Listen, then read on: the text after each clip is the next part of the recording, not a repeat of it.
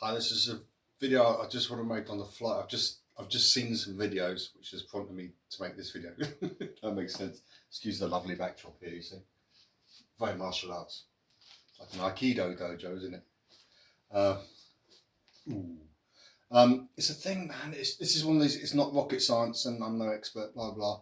But I've just seen these videos of people demonstrating punches, or one guy was showing how to use a makiwara, the punching post. Anyway, and they're all hyperextending their arms, right? And it's bad enough when you're striking something, the makiwara. And so a makiwara, I will do one of those one day if I get access to a makiwara.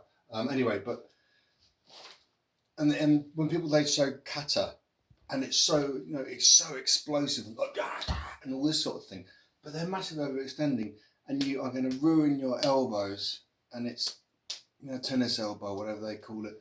You always want to keep a kink, you know, that sort of thing. It's almost like the fist is slightly at an angle, like that, and you've always got a little curve, you know. So you're just keeping a thing, yeah, like I say, a curve.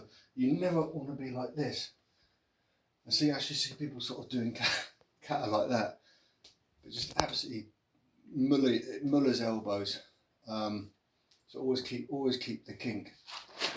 As I say, when you do kata and you get a good teacher, they'll actually pick you up on that as you're doing it. They'll pause you, and they'll generally check the sort of the angle of your wrist, and they'll put their hand into your fist to make sure that, you know, you're striking with these two things and all of that, but you're keeping that, the little bit. It's almost like a protective little kink.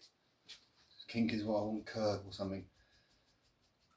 And that's it, really. It's just I wouldn't want anyone to get hurt from training the bad way. And so I'm no expert, and it's not rocket science, but it's a basic thing. And if it stops someone from getting a really unnecessary injury, that's it.